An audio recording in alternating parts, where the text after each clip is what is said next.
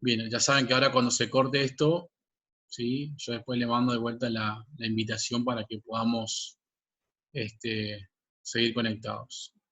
Muy bien. A esto. Y esta diapositiva la subo ahora cuando terminamos la clase. Así que no se preocupen, ¿sí? Con su respectivo trabajo práctico y obviamente que después vamos a subir también, vamos a cargarlo también para que lo tengan en forma de video. Bueno, muy bien. Entonces lo que vamos a dar ahora es semiología, ¿sí? Semiología respiratoria, que tiene que ver más con nada con la parte de la parte práctica, ¿sí? Que estaría copado que nosotros lo podamos hacer también en la parte del hospital. Ustedes en el hospital tienen con Matías, ¿sí? Por ende, esta parte es como que yo le doy la parte teórica y después con Matías ustedes pueden hacer la parte práctica, ¿sí? Muy bien, entonces vamos a ver que en un principio los motivos de consulta respiratoria son la tos, la expectoración, la hemoptisis, la falta de aire o disnea, el dolor torácico y también la cianosis. Yo pongo así porque me salen por ahí conversaciones en el chat. Bueno, fíjense que generalmente, bueno, estamos ahora en una situación justamente en cuarentena por una infección respiratoria que produce coronavirus, ¿sí? Que se manifiesta justamente por tos y por disnea, ¿sí? Son los dos de los tres síntomas que presenta, ¿sí? Aparte de la fiebre, esta infección. Entonces, nosotros tenemos que empezar a identificar, ¿sí? Que siempre que nosotros tengamos tos, ¿sí? Que tengamos presencia sanguínea en la expectoración, ¿sí? Que tengamos esputo, ¿sí? Disnea, eso me va a llevar a un diagnóstico presuntivo de que lo que está teniendo el paciente es de origen respiratorio, ¿sí? Pero también es cierto que hay enfermedades cardiovasculares que me afectan, o sea, se manifiestan con tos, se manifiestan con disnea e inclusive con cianosis, pero presentan un dolor torácico característico, ¿sí? Entonces yo se puse acá, también motivo de consulta cardiovascular, tenemos disnea, que coincide con lo que tiene que ver con la parte respiratoria. Se están viendo los presentes, perfecto. Fíjense que los motivos de consulta cardiovascular tenemos disnea y también tenemos cianosis. Y muchos de los pacientes cardiovasculares también van a presentar para su estudio, ¿sí? Dolor torácico, que tiene una característica particular, ustedes eso lo van a ver con el licenciado Saracho, palpitaciones, síncope e inclusive la presencia, ¿sí? De edema a nivel de las extremidades. Muy bien. Entonces, con respecto a los motivos de consulta, sabemos que ante un paciente que tenga disnea, ¿sí? Vamos a necesitar de alguna manera algunos estudios que me indique si realmente la disnea es de origen cardíaco o es de origen respiratorio. Ahora, lo que hay que saber siempre es que la presencia de tos por sí sola no me dice nada, o la presencia de disnea o de hemoptisis o expectoración por sí sola no nos dice nada. Es decir, que hay que tratar de encuadrarlo, ¿sí? En un conjunto de signos y síntomas y obviamente de patología de base para poder concluir si nuestro paciente ha evolucionado favorablemente o si se sigue manteniendo dentro de ciertos parámetros relacionados más con la enfermedad que con la salud, ¿sí? Muy bien. Entonces, repito, que la persona tenga tos en sí mismo no significa nada, aunque sabemos que la tos en sí mismo, ¿sí? No es normal. Que la persona que la persona pueda expectorar con sangre, por sí sola no nos dice, sino que tenemos que ver un contexto y sobre todo siempre que vemos un signo o que vemos un síntoma, poder buscar con qué otras cuestiones se acompaña, siempre, ¿sí? En todos los ámbitos de las enfermedades que ustedes puedan haber en la parte de traumatología, geronto, neurológico, siempre tenemos que ver con qué se acompaña. ¿Sí? Una sola cosa no nos dice nada. Muy bien. Entonces, la tos sabemos que es un mecanismo de defensa, ¿sí? Que lo que hace es, de alguna forma, avisarnos que hay partículas extrañas en la vía respiratoria y por eso nosotros tenemos que expulsarla. Cuando hablamos de vía respiratoria, hablamos sobre todo de la vía aérea superior, ¿sí? Bueno, definimos a la tos como sucesivos momentos expiratorios, o sea, que predominan los músculos expiratorios de cielos abdominales, en el cual la glotis se encuentra entrecerrada. Ya ustedes, pregunto, si vieron la clase de anatomía, ya saben más o menos dónde está ubicada la glotis, ¿o no? Díganme por sí, por no, comenten algo.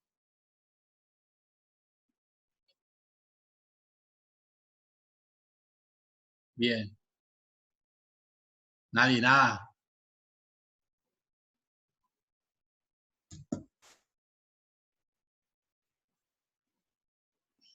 En la laringe, perfecto, muy bien. Ya es un buen paso saber que estamos en la laringe. Bien, buenísimo. Y diríamos, cómo era la delimitación de esas cuerdas vocales? Acá Gustavo me dice cartílago impar, no sé qué me quería decir Gustavo con cartílago impar. ¿Eh? Entiendo que la laringe está formada por cartílagos impares y pares. Bien. ¿Se acuerdan que había dos cuerditas, ¿sí? Una vocal, una vestibular, ¿sí? Que eran los que me determinaban formando la glotis propiamente dicho, ¿sí? Perfecto, muy bien. Entonces eso tenemos que saberlo. Entonces, primero que nada nosotros hacemos, ¿sí? Una contención de aire, primero de una inspiración, ¿sí? En el cual esa glotis está cerrada, y luego hay una gran fuerza por parte de los músculos expiratorios, que lo que hace es producir la apertura, obviamente, de esta glotis que está cerrada, y de esa manera, ¿sí? Se puede expulsar las partículas o lo que está generando irritación.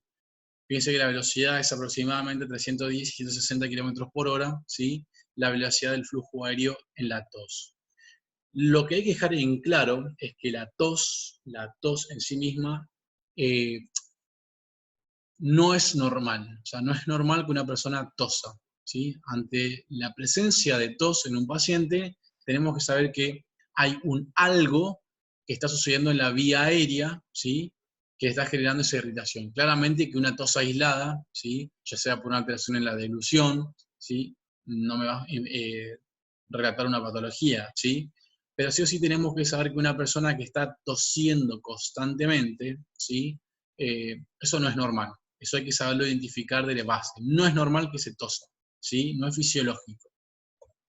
Entonces, fíjense que el centro a nivel de la médula oblonga, ¿sí? Llegan sobre todo todas las informaciones a través de los receptores que se encuentran en la vía aérea superior, en la cavidad nasal, ¿sí? En la vía aérea superior, inclusive, ¿sí? En el pericardio, fíjense, tráquea y bronquio, por medio de los pares canales trigémino, glosofaringio, vago, y a través del nervio frénico, lleva información hacia el centro de la tos. O sea que eso va hasta nivel medular, se informa, y a nivel medular, ahora ustedes van a ver después, cuando vean los videos de fisiología respiratoria, ¿sí? Ustedes van a ver que tenemos un centro regulador en la parte superior, vamos a ver el centro sobre todo neumotáxico, ¿sí? que se carga de regular junto con los grupos dorsales que se encuentran a nivel de la médula y puente, los tiempos respiratorios. Entonces, de ese centro, ¿sí? En medular, lo que se hace es trabajar sobre la información, es decir, la vía eferente a través del frénico o vías espinales o a nivel del vago, para que se contraigan, ¿sí? La musculatura lisa que corresponde a los bronquios, ¿sí? A los músculos de la laringe, el mismísimo diafragma, ¿sí? Y sobre todo los músculos respiratorios, es la vía por medio del cual nosotros podemos generar presión para sacar con fuerza las partículas. Tenemos diferentes tipos de tos, ¿sí? Nosotros nos vamos a cerrar, ¿sí? En la tos seca o húmeda o productiva o no productiva, si es crónica o no, si es matinal o si es nocturna. Ya que la tos ferina y cocoleuchoides son tos secundarias a infecciones y se dan sobre todo al niño, ¿sí? Y la diferencia entre una y otra es que la ferina agarra una inspiración profunda, ¿sí? Y una serie de tos. Sin embargo, la cocoleuchoides no se acompaña de una inspiración profunda, sino que es tos constante, sobre todo nocturna. Obviamente que hablamos de la tos ronca, ¿sí? Cuando me afecta sobre todo la parte faríngea, ¿sí? Sin tener ningún tipo de lesión en las cuerdas vocales, también se llama tos de tipo perruna. Bitonal es cuando tenemos una parálisis a nivel de las cuerdas vocales. Las emetizantes son aquellas tos que se acompañan de vómito, ¿sí? Entonces una tos emetizante es la tos que se acompaña de vómito. Hablamos de tos seca y de tos húmeda cuando, ¿sí?, la tos presenta secreciones. Hay tos en la cual tenemos la famosa tos seca, por ejemplo la tos asmática, ¿sí?, en el cual no hay ningún tipo de secreciones, ¿sí?, sino solamente tiene sensación de picazón que se acompaña, ¿sí?, y que estimula la tos. Luego tenemos las tos, ¿sí?, que presentan secreciones, y a su vez estas tos que presentan secreciones pueden clasificarse en productiva y no productiva, cuando nosotros hablamos de tos productiva cuando podemos expectorar, y no productiva cuando tenemos secreciones pero no se puede expectorar, ya sea acaso la parte pediátrica, la parte geriátrica o aquellos pacientes que tengan alguna alteración neuromuscular en el cual haya secreciones pero los pacientes no puedan de alguna manera generar la expectoración. Masaeda, estaba perfecto, se entendió que la menor de palpitón también. Bien. Entonces, esto debe quedar claro entre tos seca y húmeda, productiva y no productiva, ¿sí? Vamos a hablar de tos aguda, ¿sí?, de tos crónica, cuando pase aproximadamente 3 semanas o el mes, y obviamente la presencia de tos matinal y de tos nocturna que me van a ir de alguna forma corriendo el diagnóstico de por qué se está originando este tipo de tos. Generalmente la tos nocturna hace más referencia a un edema secundario a una insuficiencia cardíaca, ¿sí?, y la tos matinal tiene que ver más con algo respiratorio, con un goteo nasal, que es una de las causas que produce tos. Si voy muy rápido, ustedes me van diciendo, si me quieren hacer preguntas, lo único que les pido es que no se me duerman, que estén ahí presentes, así que cualquier cosa me chiflan, no me dejen solo, decía uno. Bueno, tenemos aguda cuando es menor a 3 semanas, y crónica cuando son más de 3 semanas, ¿sí? Entonces, hablamos de una tos crónica como pasa en la bronquitis crónica, que pasa las 3 semanas de tos. Y subaguda, obviamente, un periodo entre 3 a 8 semanas. Igual, una persona que hace una semana está tosiendo, ¿sí?, claramente no es normal y presenta o debería tener una revisión médica para ver cuáles serían las posibles situaciones que llevan a la tos. Dentro de las causas, ¿sí?, sabemos que la tos no tiene una única causa, ¿sí? Dentro de las causas tenemos 3, ¿sí?, que son las principales. El goteo nasal, el asma bronquial y el reflujo gastroesofágico son 3 de las causas más importantes que me van a generar tos. De hecho, este goteo nasal, ¿sí?, este goteo nasal, que no es otra cosa que las secreciones que pasan de la cavidad nasal a la rinofaringe, ¿sí?, es uno de los motivos o una de las causas, ¿sí?, asociada al asma bronquial. Es muy frecuente, ¿sí?, sobre todo en los chicos, en los recién nacidos, que puedan presentar tanto el padre o el madre o la madre, pacientes con fumadores o que estén expuestos a determinados tipos de ambientes contaminados, y eso en el niño produce, ¿sí?, secreciones. El chico, como pasa mayor tiempo acostado, empieza a generar goteo nasal. Ese goteo nasal lo que va a hacer es contaminar, ¿sí?, y despertar la inmunidad todavía en vía de desarrollo del infante, y es una de las causas que nos lleva al asma bronquial, o sea que hay que tenerlo en cuenta.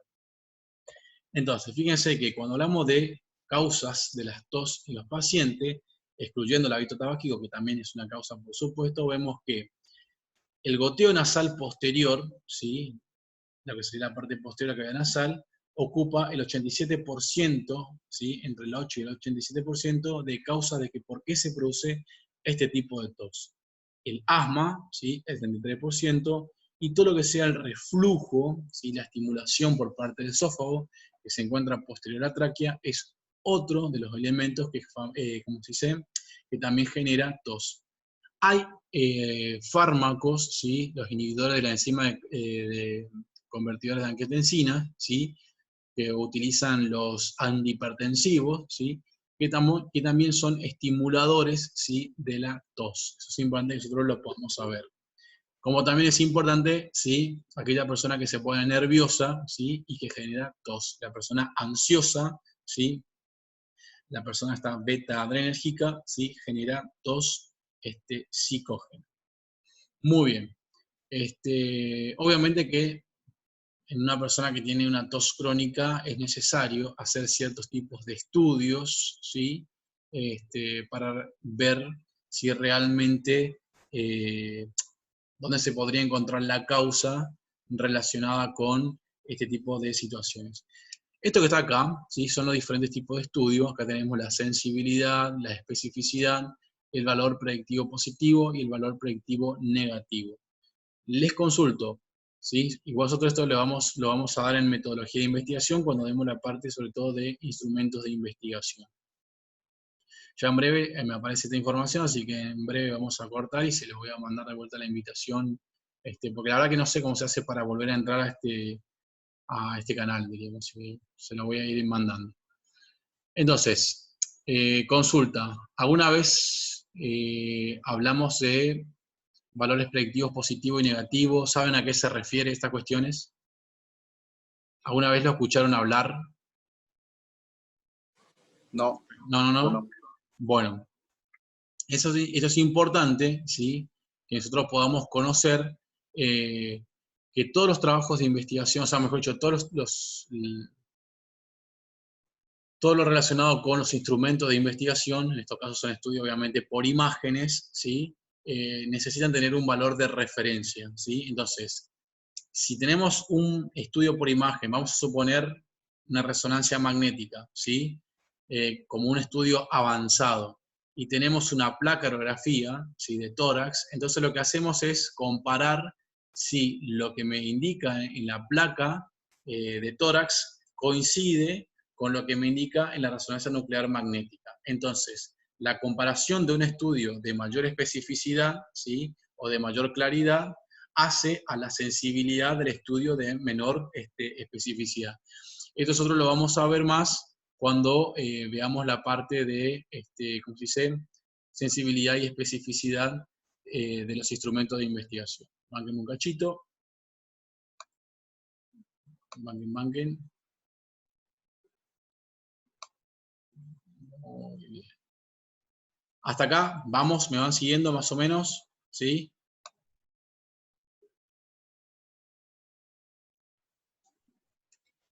Quedó claro que la tos, entonces, no es normal, ¿sí?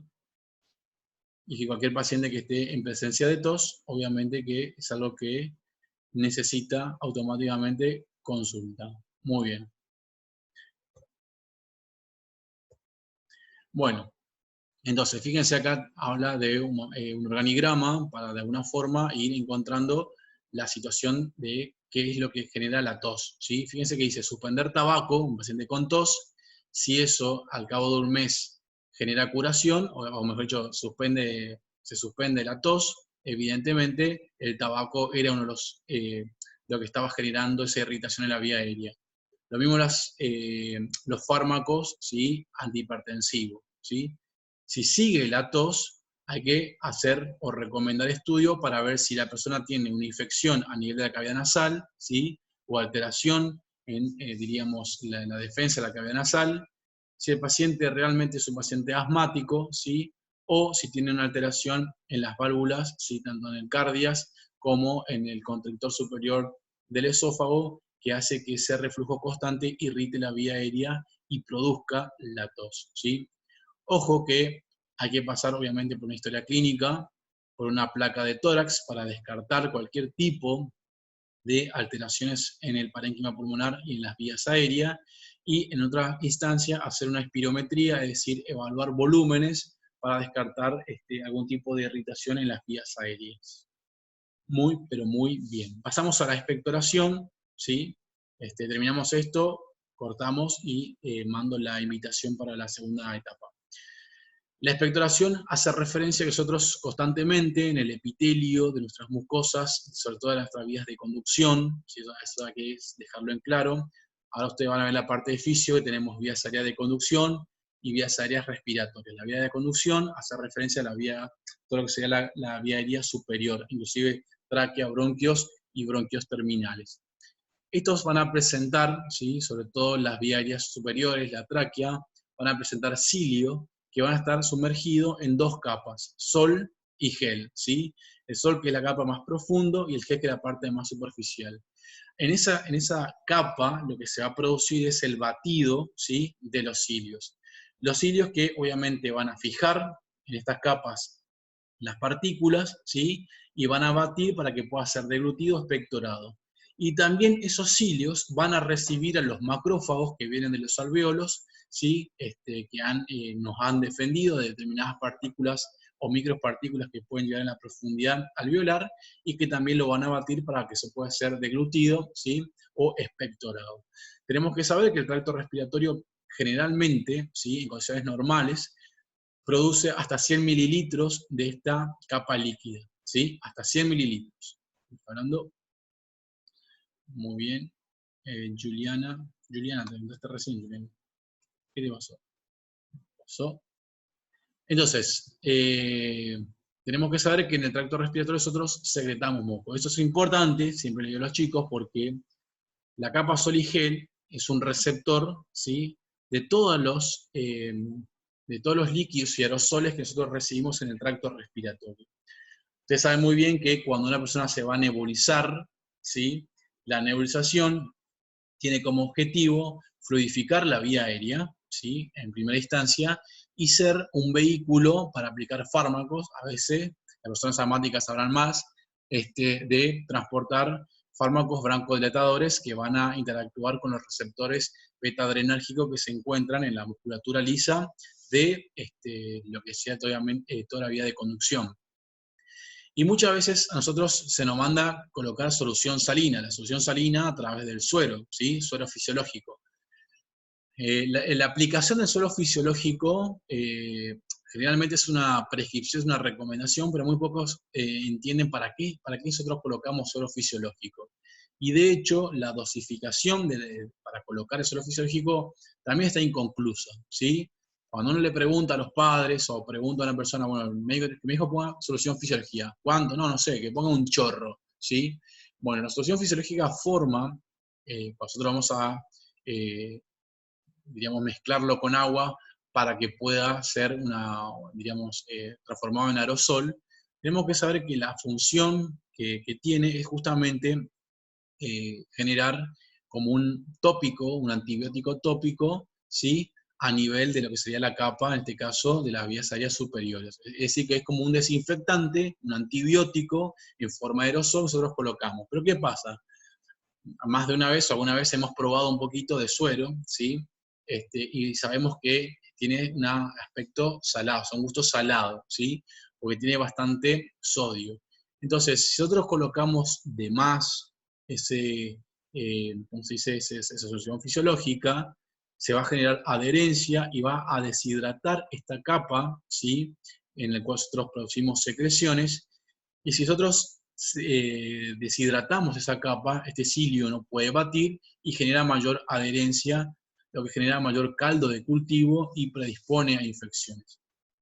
Por ende, es importante, ¿sí?, es muy importante comprender el rol que juega el suero fisiológico y sobre todo a no pasarse de rosca para poder recomendar. Los tipos de clasificación, en el caso de la expectoración, sabemos que son serosa mucosa, múculo purulenta o purulenta, sanguinolenta o vómica cuando pasa cierta cantidad, ¿sí?, en mililitros. Sabemos que la serosa hace referencia ya a la parte, ¿sí?, de, por ejemplo, pacientes neumónicos a nivel alveolar. En el caso de la mucosa hace referencia sobre todo a los pacientes de bronquitis que expectoran. Esto es un color más amarillento transparente, esto es un poquito más rosado.